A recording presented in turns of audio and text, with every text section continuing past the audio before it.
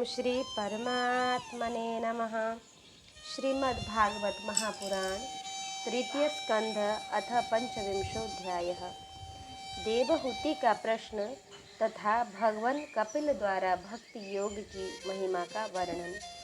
शौनक जी ने पूछा, कपिलस्तत्व संख्याता भगवानात्ममायया जातः स्वयमजः साक्षादात्म प्रज्ञप्तये नृणाम। सूत जी, तत्व की संख्या करने वाले भगवान कपिल साक्षात अजन्मा नारायण होकर भी लोगों को आत्मा ज्ञान का उपदेश करने के लिए अपनी माया से उत्पन्न हुए थे। मैंने भगवान के बहुत से चरित्र सुने हैं, तथापि इन योगी प्रवर पुरुष श्रेष्ठ कपिल जी की कीर्ति को सुनते सुनते मेरी इंद्रियां तृप्त नहीं होती। सर्वथा स्वतंत्र श्री हरि अपनी योग माया द्वारा भक्तों की इच्छा के अनुसार शरीर धारण करके जो जो लीलाएं करते हैं वे सभी कीर्तन करने योग्य हैं। अतः आप मुझे वे सभी सुनाइए, मुझे उन्हें सुनने में बड़ी श्रद्धा है। सूत जी कहते हैं, मुने, आपकी ही भांति जब विदुर ने यह आत्मज्ञान विषय प्रश्न किया तो श्री व्यास जी के सखा भगवान मैत्रेय जी प्रसन्न होकर इस प्रकार कहने लगे, विदुर जी, पिता के वन में चले जाने पर भगवान कपिल की माता का प्रिय करने की इच्छा से उस बिंदुसर तीर्थ में रहने लगे। एक दिन तत्व समूह के पारदर्शी भगवान कपिल कर्म कलाप से विरत हो आसन पर विराजमान थे। उस समय ब्रह्मा जी के वचनों का स्मरण करके देवहूति ने उनसे कहा,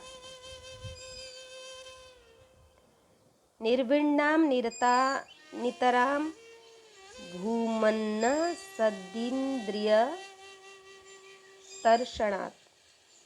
भ्रुवन, प्रभु, इन दुष्ट इंद्रियों की विषय लालसा से मैं बहुत ऊब गई हूँ और इनकी इच्छा पूरी करते रहने से ही घोर अज्ञान अंधकार में पड़ी हुई हूँ। अब आपकी कृपा से मेरी जन्म परंपरा समाप्त हो चुकी है। इसी से इस दुस्तर अज्ञानांधकार से पार लगाने के लिए सुंदर नेत्र रूप आप प्राप्त हुए हैं। आप संपूर्ण जीवों के स्वामी भगवान आदि पुरुष हैं तथा अज्ञानांधकार से अंधे पुरुषों के लिए नेत्र स्वरूप सूर्य की भांति उदित हुए हैं। देव, इन देह गेह आदि में जो में मेरेपन का दुराग्रह होता है, आप संपूर्ण प्राणियों के स्वामी आदि पुरुष हैं तथा अंधकार से अंधे पुरुषों के लिए नेत्र स्वरूप सूर्य की भांति उदित हुए हैं। देव, इन देह गेह आदि में जो में मेरेपन का दुराग्रह है वह भी आपका ही कराया हुआ है। अतः अब आप मेरे इस महामोह को दूर कीजिए। आप अपने भक्तों के संसार रूप वृक्ष के लिए कुठार के समान हैं। मैं प्रकृति और पुरुष का ज्ञान प्राप्त करने की इच्छा से आप शरणागत वत्सल की शरण में आई हूँ। आप भगवत धर्म जानने वालों में सबसे श्रेष्ठ हैं। मैं आपको प्रणाम करती हूँ। मैत्रेय जी ने कहा, इस प्रकार माता देवहूति ने अपनी ही जो अभिलाषा प्रकट की वह परम पवित्र और लोगों का मोक्ष मार्ग में अनुराग उत्पन्न करने वाली थी। उसे सुनकर आत्मज सत्पुरुषों की गति श्री कपिल जी उनकी मन ही मन प्रशंसा करने लगे और फिर मृदु मुस्कान से सुशोभित मुखारविंद से इस प्रकार कहने लगे कि माता, यह मेरा निश्चय है कि अध्यात्म योग ही मनुष्य के अत्यंतिक कल्याण का मुख्य साधन है, जहाँ दुख और सुख की सर्वथा निवृत्ति हो जाती है। साध्वी, सब अंगों से संपन्न उस योग का मैंने पहले नारद आदि ऋषियों के सामने उनकी सुनने की इच्छा होने पर वर्णन किया था, वही अब मैं आपको सुनाता हूँ। इस जीव के बंधन और मोक्ष का कारण मन ही माना गया है। विषयों में आसक्त होने पर वह बंधन का हेतु होता है और परमात्मा में अनुरक्त होने पर वही मोक्ष का कारण भी बन जाता है। जिस समय यह मैं मैं और मेरेपन के कारण होने वाले काम, लोभ आदि विकारों से मुक्त एवं शुद्ध हो जाता है, उस समय वह सुख दुख से छूटकर सम अवस्था में आ जाता है।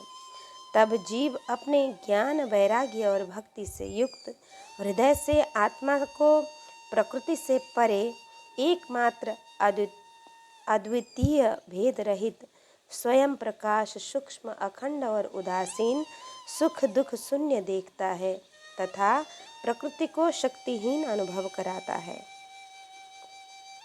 योगियों के लिए भगवत प्राप्ति के निमित्त सर्वात्मा श्रीहरि के प्रति की हुई भक्ति के समान और कोई मंगलमय मार्ग नहीं है। विवेकी जन संग या आसक्ति को ही आत्मा का अच्छेद बंधन मानते हैं, किंतु वही संग या आसक्ति जब संत महापुरुषों के प्रति हो जाती है तो मोक्ष का खुला द्वार बन जाती है। जो लोग सहनशील, दयालु, समस्त देहधारियों के अकारण हितु किसी के प्रति भी शत्रु भाव न रखने वाले, शांत सरल स्वभाव और सत्पुरुषों का सम्मान करने वाले होते हैं, जो मुझ में अनन्य भाव से सुदृढ़ प्रेम करते हैं, मेरे लिए संपूर्ण कर्म तथा अपने सगे संबंधियों को भी त्याग देते हैं और मेरे परायण रहकर मेरी पवित्र कथाओं का श्रवण कीर्तन करते हैं तथा मुझ में ही चित्त लगाए रहते हैं, उन भक्तों को संसार के तरह तरह के पाप कोई कष्ट नहीं पहुंचा सकते। साध्वी, ऐसे ऐसे सर्वसंग परित्यागी महापुरुष ही साधु होते हैं। तुम्हें उन्हीं के संग की इच्छा करनी चाहिए, क्योंकि वे आसक्ति से उत्पन्न सभी दोषों को हर लेने वाले हैं। सत्पुरुषों के समागम से मेरे पराक्रमों का यथार्थ ज्ञान कराने वाली तथा हृदय और कानों को प्रिय लगने वाली कथाएं होती हैं। उनका सेवन करने से शीघ्र ही मोक्ष मार्ग में श्रद्धा, प्रेम और भक्ति का क्रमशः विकास होता है। फिर मेरी सृष्टि आदि लीलाओं का चिंतन करने से प्राप्त हुई भक्ति के द्वारा लौकिक एवं पारलौकिक सुखों में वैराग्य हो जाने पर मनुष्य सावधान पूर्वक योग के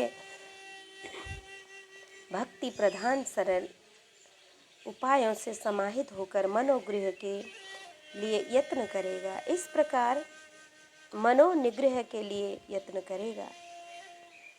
इस प्रकार प्रकृति के गुणों से उत्पन्न हुए शब्दादि विषयों का त्याग करने से, वैराग्य युक्त ज्ञान से, योग से और मेरे प्रति की हुई सुदृढ़ भक्ति से मनुष्य मुझ अपने अंतर आत्मा को इस देह में ही प्राप्त कर लेता है।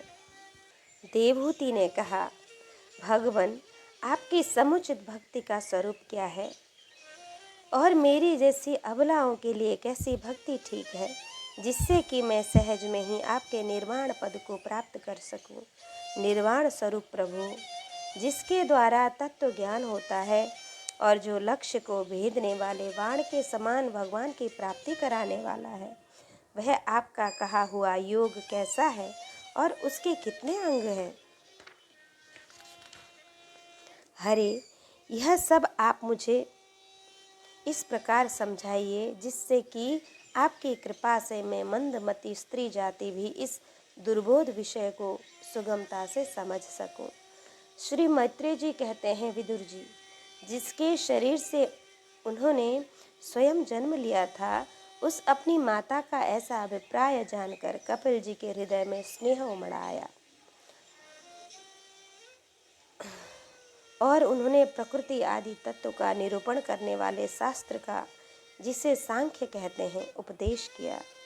साथ ही भक्ति विस्तार एवं योग का भी वर्णन किया। भगवान ने कहा, माता, जिसका चित्त एकमात्र भगवान में ही लग गया है, ऐसे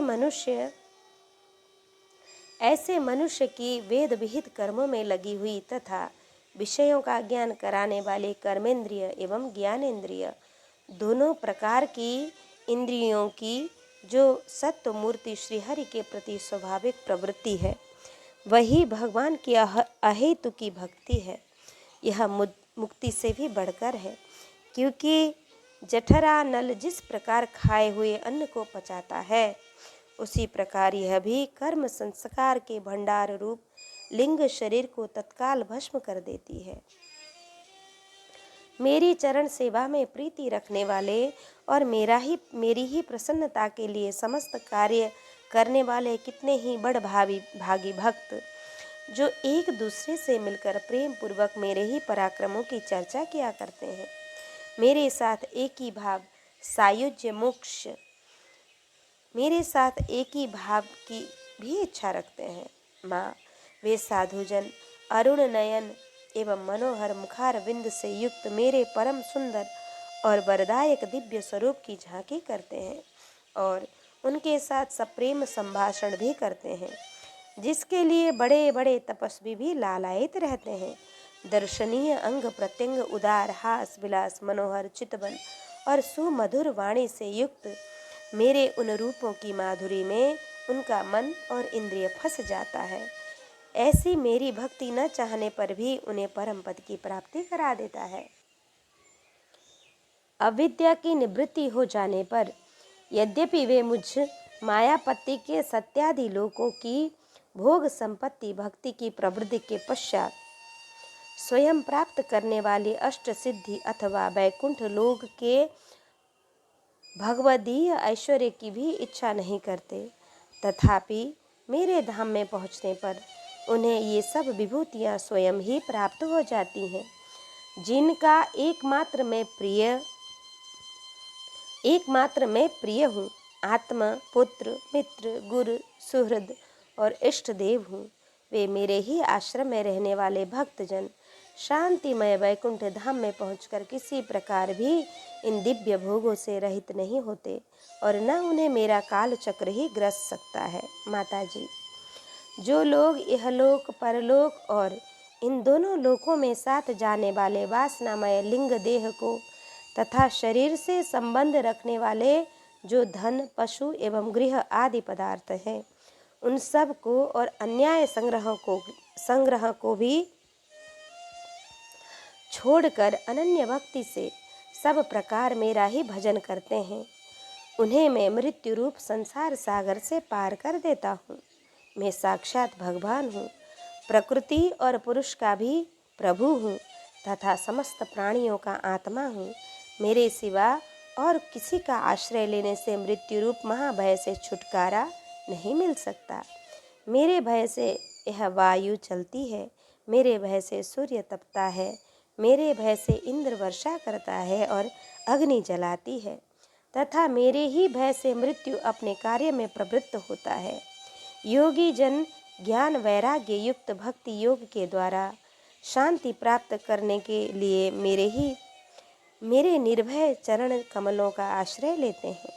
संसार में मनुष्य के लिए सबसे बड़ी कल्याण प्राप्ति यही है कि उसका चित्त तीव्र भक्ति योग के द्वारा मुझ में लगकर स्थिर हो जाए, रुक जाए। इति श्रीमद्भागवते महापुराणे पारमहंस्यां संहितायां तृतीय स्कंदे कपिलेयोपाख्याने पंचविंशोऽध्यायः। अथ षड्विंशोऽध्यायः।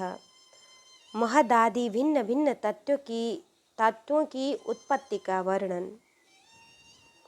श्री भगवान ने कहा कि अथ ते संप्रवक्ष्यामि तत्त्वानां लक्षणं पृथक् यद्विदित्वा विमुच्येत पुरुषः प्रकृतेर्गुणैः। माता जी, अब मैं तुम्हें प्रकृति आदि सब तत्वों से अलग अलग लक्षण बतलाता हूँ। इन्हें जानकर मनुष्य के गुणों से मुक्त हो जाता है। आत्मदर्शन रूप ज्ञान ही पुरुष के मोक्ष का कारण है और वही उसकी अहंकार रूप हृदय ग्रंथि का छेदन करने वाला है, ऐसा पंडित जन कहते हैं। उस ज्ञान का मैं आपके आगे वर्णन करता हूँ। यह सारा जगत जिससे व्याप्त होकर प्रकाशित होता है, वह आत्मा ही पुरुष है।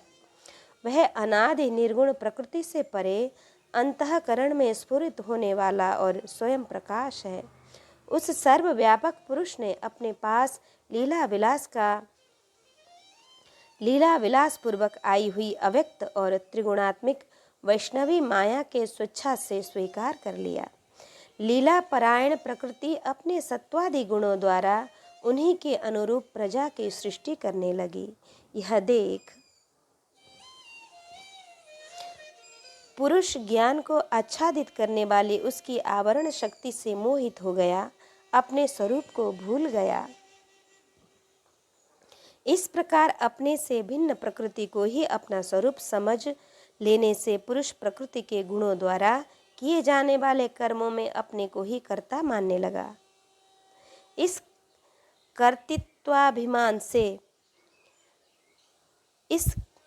कर्तृत्वाभिमान से ही अकर्ता स्वाधीन साक्षी और आनंद स्वरूप पुरुष को जन्म मृत्यु रूप बंधन एवं परतंत्र की प्राप्ति होती है।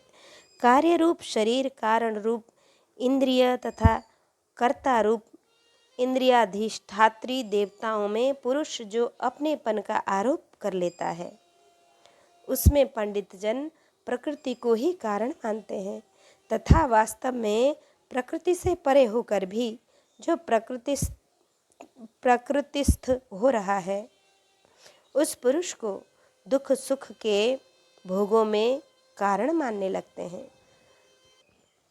देवहूति ने कहा, पुरुषोत्तम प्रकृते पुरुषस्यापि लक्षणं पुरुषोत्तमः ब्रूहि कारणयोरस्य सदसच्च यदात्मकम्।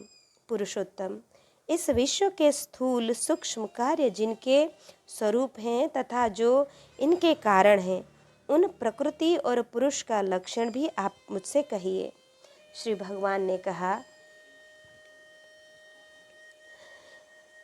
जो त्रिगुणात्मक अव्यक्त नित्य और कार्य कारण रूप है तथा स्वयं निर्विशेष होकर भी संपूर्ण विशेष धर्मों का आश्रय है, उस प्रधान नामक तत्व को ही प्रकृति कहते हैं।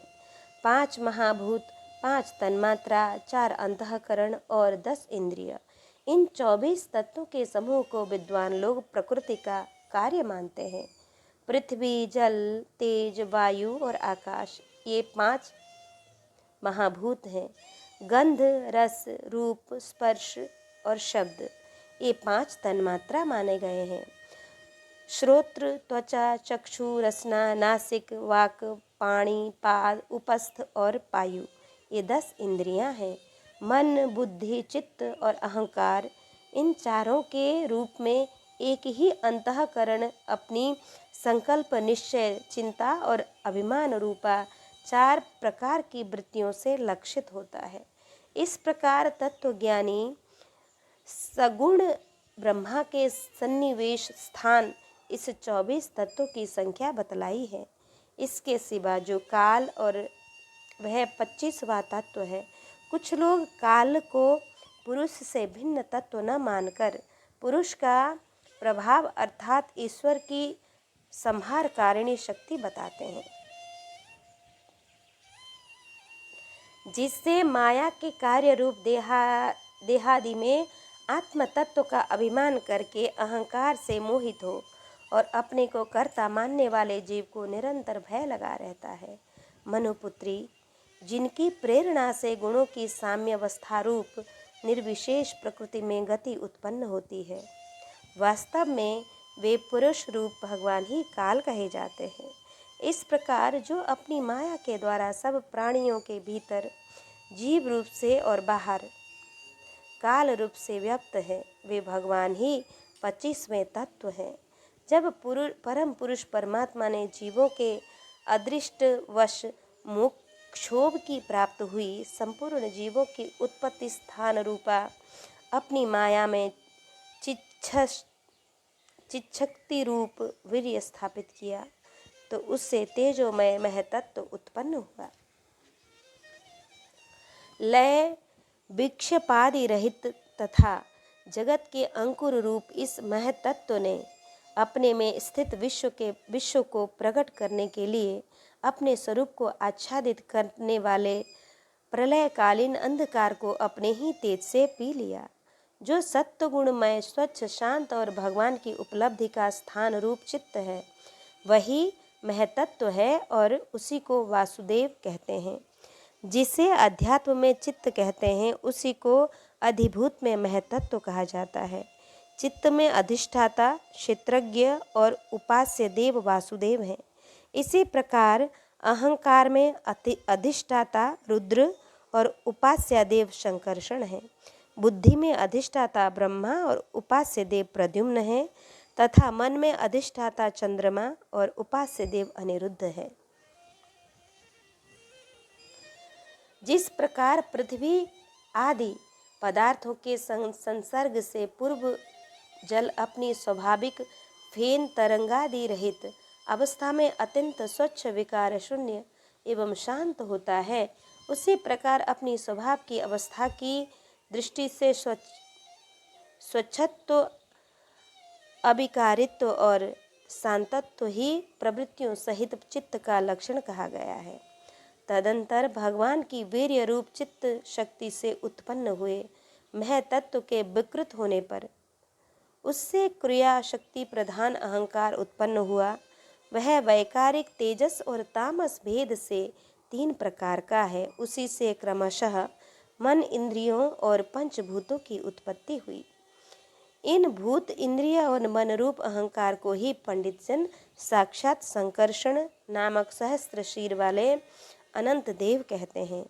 इस अहंकार का देवता रूप से कर्तृत्व, इंद्रिय रूप से करणत्व और पंचभूत रूप से कार्यत्व लक्षण है तथा सत्वादि गुणों के संबंध से सात्वत्व, घोरत्व और मूढ़त्व भी इसी के लक्षण हैं।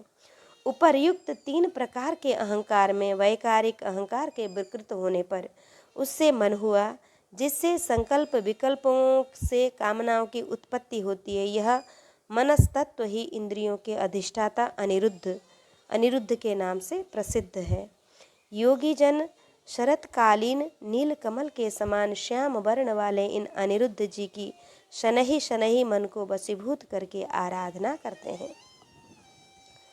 साध्वी फिर तेजस अहंकार में विकार होने पर उससे बुद्धि तत्व उत्पन्न हुआ। वस्तु का स्फुरणत्व रूप विज्ञान और इंद्रियों के व्यापार में सहायक होना, पदार्थों का विशेष ज्ञान करना, ये बुद्धि के कार्य हैं।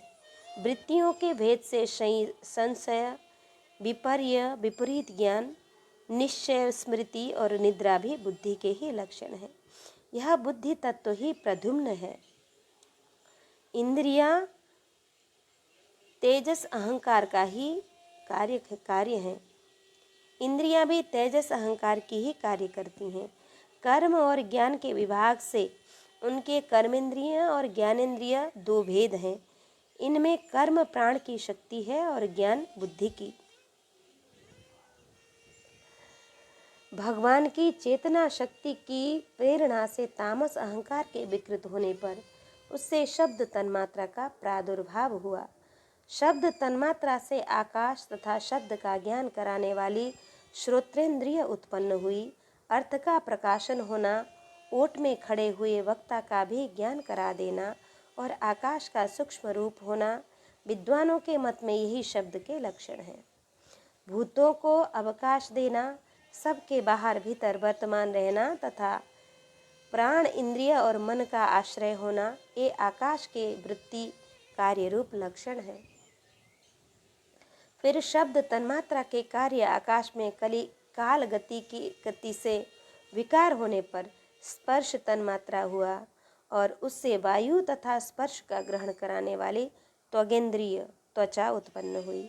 कोमलता, कठोरता, शीलता और उष्णता तथा वायु का सूक्ष्म रूप होना, ये स्पर्श के लक्षण हैं। वृक्ष की शाखा को हिलाना, तृणादि को इकट्ठा कर देना, सर्वत्र पहुँचाना, गंधादि युक्त द्रव्य को घ्राणांद्रिय इंद्रियों के पास तथा शब्द को श्रोत्रेंद्रिय के समीप ले जाना तथा समस्त इंद्रियों को कार्य शक्ति देना, ये वायु की वृत्तियों के लक्षण हैं। तदंतर दैव की प्रेरणा से स्पर्श तन्मात्रा विशिष्ट वायु की विकृति होने पर उससे रूप तन्मात्रा हुआ तथा उससे तेज और रूप को उपलब्ध कराने वाली नेत्रेंद्रिय का प्रादुर्भाव हुआ। पश्चात भी वस्तु के आकार का बोध कराना, गौड़ होना, द्रव्य के अंग रूप से प्रतीत होना, द्रव्य का जैसा आकार, प्रकार और परिणाम आदि हो उसी रूप में उपलक्षित होना तथा तेज का स्वरूप भूत होना, ये सब रूप तन्मात्रा की वृत्तियां हैं। चमकना, पकाना, शीत को दूर करना, सुखाना, भूख प्यास पैदा करना और उनकी वृत्ति के लिए भोजन एवं जलपान कराना, ये तेज की प्रवृत्तियां हैं। फिर दैव की प्रेरणा से रूप तन्मात्रा में तेज की विकृति होने पर उससे रस तन्मात्रा हुआ और उससे जल तथा रस को ग्रहण करने वाली रसेंद्रिय जिह्वा उत्पन्न हुई। रस अपने शुद्ध स्वरूप में एक ही है, किंतु अन्य भौतिक पदार्थों के संयोग से वह कसैला, मीठा, तीखा, कड़वा, खट्टा और नमकीन आदि कई प्रकार का हो जाता है। गीला करना, मिट्टी आदि को पिंडाकार बना देना, तृप्त करना, जीवित रखना, प्यास बुझाना, पदार्थों को मृदु कर देना, ताप की निवृत्ति करना और कूप आदि से निकाल लिए जाने पर भी वहाँ बार बार पुनः प्रकट हो जाना, ये जल की वृत्तियाँ हैं। इसके पश्चात दैव प्रेरित रस स्वरूप जल के विकृत होने पर उससे गंध तन्मात्रा हुआ और उससे पृथ्वी तथा गंध को ग्रहण करने वाली घ्राणेन्द्रिय प्रकट हुई। गंध एक ही है, तथापि परस्पर मिले हुए द्रव्य भागों की न्यूनाधिकता से वह मिश्रित गंध, दुर्गंध, सुगंध, मृदु, तीव्र और अम्ल आदि अनेक प्रकार का हो जाता है। प्रतिमादि रूप से ब्रह्मा की साकार भावना का आश्रय होना, जल आदि कारण तत्व से भिन्न किसी दूसरे आश्रय की अपेक्षा किए बिना ही स्थित रहना, जल आदि अन्य पदार्थ को धारण करना, आकाश आदि अवच्छिदक होना, घटाकाश, मठाकाश आदि भेदों को सिद्ध करना तथा परिणाम विशेष से संपूर्ण प्राणियों के स्त्रीत्व, पुरुषत्व आदि गुणों को प्रकट करना, ये वृक्ष पृथ्वी के कार्य रूप लक्षण है। आकाश का विशेष शब्द गुण जिसका विषय है वह श्रोत्रेंद्रिय है। वायु का विशेष गुण स्पर्श जिसका विषय है वह त्वागेंद्रिय है। तेज का विशेष गुण रूप जिसका विषय है वह नेत्रेंद्रिय है। जल का विशेष गुण रस जिसका विषय है वह रसेंद्रिय है, रसनेन्द्रिय है और पृथ्वी का विशेष गुण गंध जिसका विषय है उसे घ्राणेन्द्रिय कहते हैं। आदि वायु आदि कार्य तत्वों में आकाश आदि कारण तत्व के रहने से उनके गुण भी अनुगत देखे जाते हैं। इसलिए समस्त भूतों के गुण शब्द स्पर्श रूप रस और गंध केवल पृथ्वी में ही पाए जाते हैं। जब महतत्व अहंकार और पंचभूत ये 7 तत्व परस्पर मिल न सके, पृथक पृथक ही रह गए, तब जगत के आदि कारण श्री नारायण ने काल, अदृष्ट और सत्वादि गुणों के सहित उनमें प्रवेश किया। फिर परमात्मा के प्रवेश से शुद्ध और आपस में मिले हुए उन तत्व से एक जड़ अंड उत्पन्न हुआ। उस अंड से उस विराट पुरुष की अभिव्यक्ति हुई। इस अंड का नाम विशेष है। इसी के अंतर्गत श्री हरि के स्वरूप भूत 14 भुवनों का विस्तार है। यह चारों ओर से क्रमशः एक दूसरे से 10 गुने जल, अग्नि, वायु, आकाश, अहंकार और महतत्व इन 6 आवरणों से घिरा हुआ है। इन सब के बाहर 7वां आवरण प्रकृति का है। कारणमय जल में स्थित उस तेजमय अंड से उठकर उस विराट पुरुष ने पुनः उसमें प्रवेश किया और फिर उसमें कई प्रकार के छिद्र किए। सबसे पहले उसमें मुख प्रकट हुआ, उससे वाक इंद्रिय और उसके अनंतर वाक का अधिष्ठाता अग्नि उत्पन्न हुआ। फिर नाक के छिद्र नथुने प्रकट हुए, उनसे प्राण सहित घ्राणेन्द्रिय उत्पन्न हुई। घ्राण के बाद उसका अधिष्ठाता वायु उत्पन्न हुआ। तत्पश्चात नेत्र गोलोक प्रकट हुए, उससे चक्षु इंद्रिय प्रकट हुई और उसके अनंतर उनका अधिष्ठाता सूर्य उत्पन्न हुआ। फिर कानों के छिद्र प्रकट हुए, उनसे उनकी इंद्रिय श्रोत और उसके अभिमानी दिग देवता प्रकट हुए। इसके बाद उस विराट पुरुष के त्वचा उत्पन्न हुई, उससे रोम, मूछ, दाढ़ी तथा सिर के बाल प्रकट हुए और उनके बाद त्वचा की अभिमानी औषधियां, अन्न आदि उत्पन्न हुई। उसके पश्चात लिंग प्रकट हुआ, उससे वीर्य और वीर्य के बाद लिंग का अभिमानी आपोदेव जल उत्पन्न हुआ। फिर गुदा प्रकट हुई, उससे अपान वायु और अपान के बाद उसका अभिमानी लोगों को भयभीत करने वाला मृत्यु देवता उत्पन्न हुआ। तदंतर हाथ प्रकट हुए, उनसे बल और बल के बाद हस्तेंद्रिय का अभिमानी इंद्र उत्पन्न हुआ। फिर चरण प्रकट हुए, उनसे गति गमन की क्रिया और फिर पादेंद्रिय का अभिमानी विष्णु देवता उत्पन्न हुआ।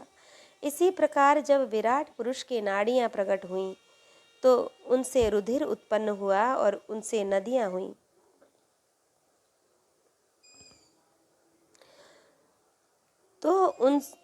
फिर उसके उदर पीठ प्रकट हुआ, उससे क्षुधा पिपासा की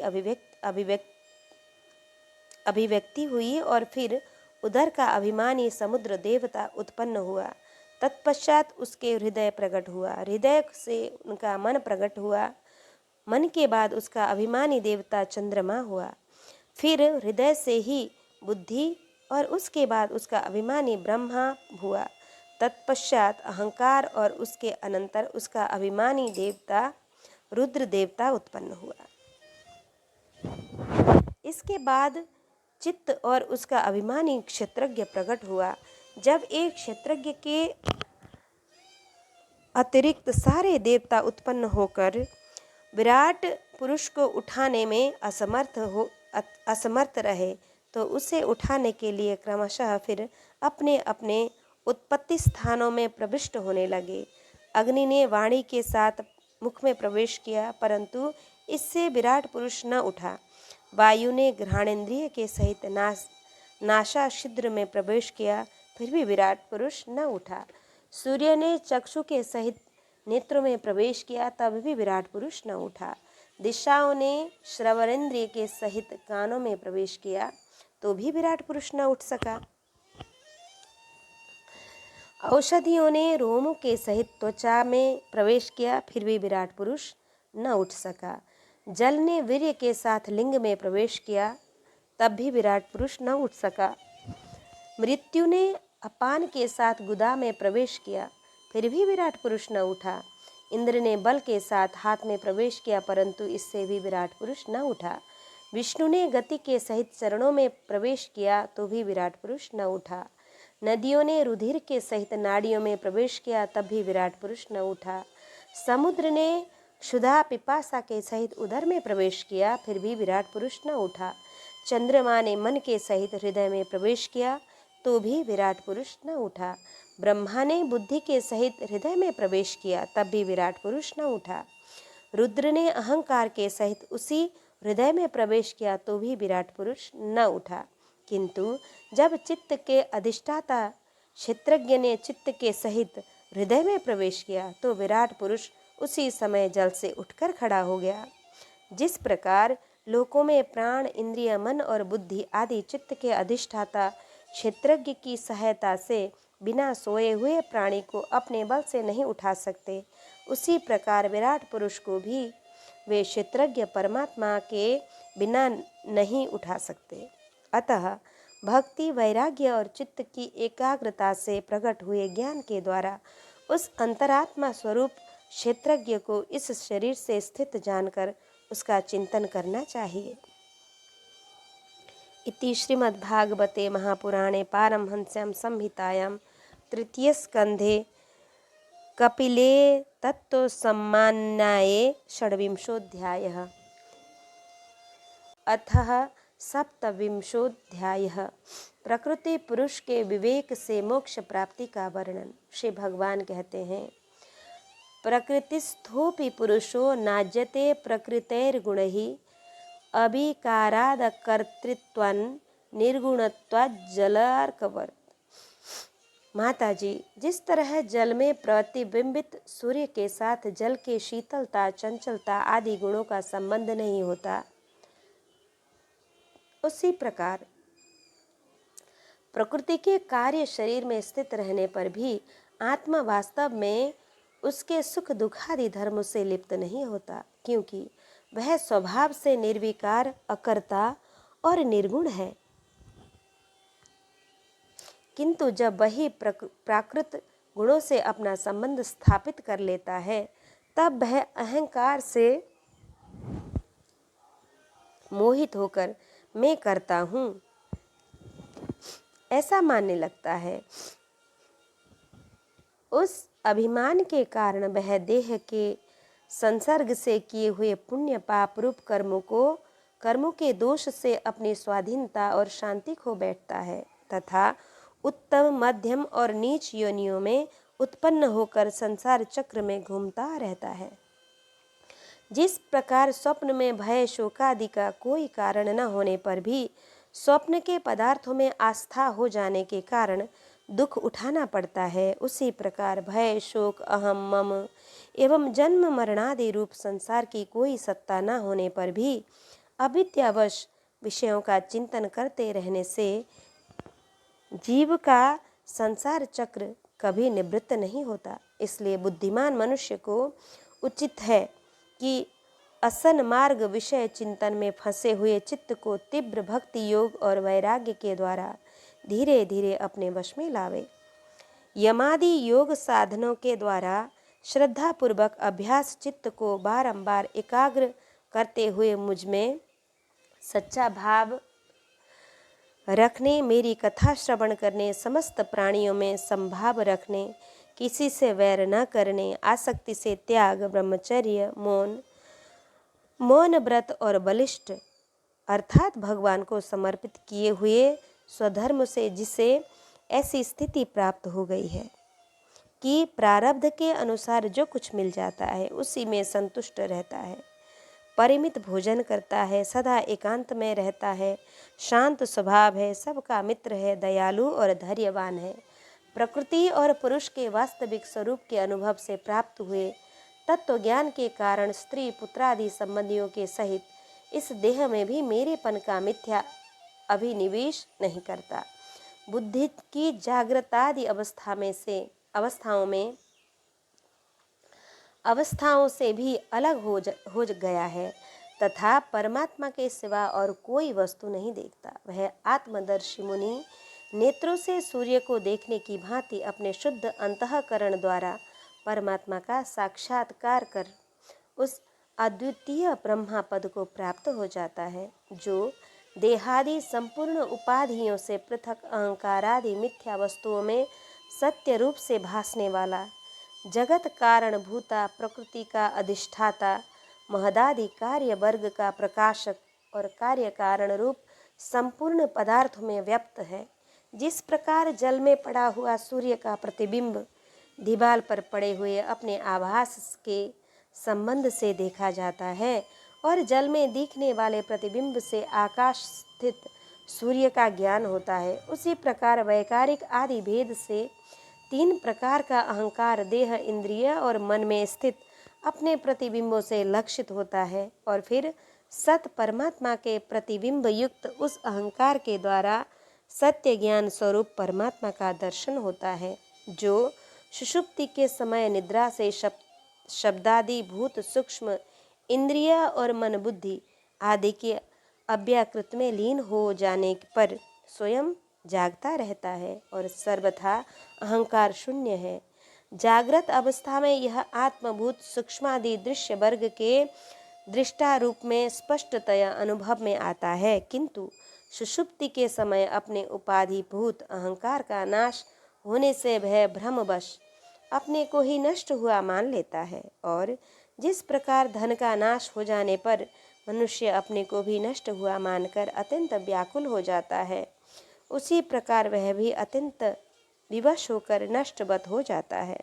माता जी, इन सब बातों का मनन करके विवेकी पुरुष अपने आत्मा का अनुभव कर लेता है, जो अहंकार के सहित संपूर्ण तत्वों का अधिष्ठान और प्रकाशक है। देवहूति ने पूछा, प्रभु, पुरुष और प्रकृति दोनों ही नित्य और एक दूसरे के आश्रय से रहने वाले हैं, इसलिए प्रकृति तो पुरुष को कभी छोड़ ही नहीं सकती। ब्राह्मण, जिस प्रकार गंध और पृथ्वी तथा रस और जल के पृथक पृथक स्थिति नहीं हो सकती, उसी प्रकार पुरुष और प्रकृति भी एक दूसरे को छोड़कर नहीं रह सकते। अतः जिनके आश्रय से अकर्ता पुरुष को यह कर्म बंधन प्राप्त हुआ है, उन प्रकृति के गुणों के रहते हुए उसे कैवल्य पद कैसे प्राप्त होगा?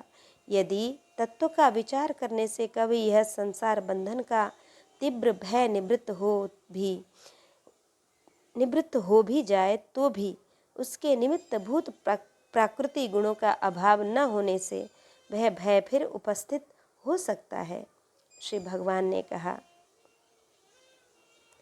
अनिमित्त निमित्तेन स्वधर्मेण मलात्मनः तीव्रया मयि भक्त्या च श्रुत संभृतया चिरम। माताजी, जिस प्रकार अग्नि का उत्पत्ति स्थान अरणि अपने से ही उत्पन्न अग्नि से जलकर भस्म हो जाती है, उसी प्रकार निष्काम भाव से किए हुए स्वधर्म पालन द्वारा अंतःकरण शुद्ध होने से बहुत समय तक भगवत कथा श्रवण द्वारा पुष्ट हुई मेरी तीव्र भक्ति से, तत्व साक्षात्कार करने वाले ज्ञान से, प्रलय वैराग्य से, व्रत नियम आदि के सहित किए हुए ध्यान अभ्यास से और चित्त की प्रगाढ़ एकाग्रता से पुरुष की प्रकृति अविद्या दिन रात क्षीण होती हुई धीरे धीरे लीन हो जाती है। फिर नित्य प्रति दोष दिखने से भोग त्यागी हुई वह प्रकृति अपने स्वरूप में स्थित और स्वतंत्र बंधन मुक्त उस पुरुष का कुछ भी नहीं बिगाड़ सकती। जैसे सोए हुए पुरुष को स्वप्न में कितने ही अनर्थों का अनुभव करना पड़ता है, किंतु जग पड़ने पर उसे उन स्वप्न के अनुभवों से किसी प्रकार का मोह नहीं होता। उसी प्रकार जिसे तत्व ज्ञान हो गया है और जो निरंतर मुझ में मन लगाए रहता है, उस आत्मराम मुनि का प्रकृति कुछ भी नहीं बिगाड़ सकती। जब मनुष्य अनेकों जन्मों में बहुत समय तक इस प्रकार आत्मचिंतन में ही निमग्न रहता है, तब उसे ब्रह्मलोक पर्यंत सभी प्रकार के भोगों से वैराग्य हो जाता है।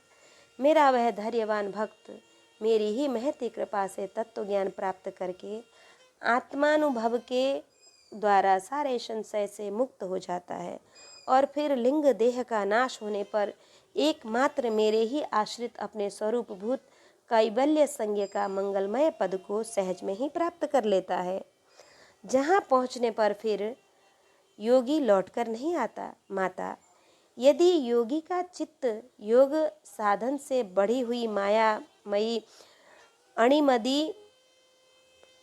अणिमादि सिद्धियों में, जिनकी प्राप्ति का योग के सिवा दूसरा कोई साधन नहीं फंसता, तो उसे मेरा वह अविनाशी परम पद प्राप्त होता है, जहाँ मृत्यु की कुछ भी दाल नहीं गलती।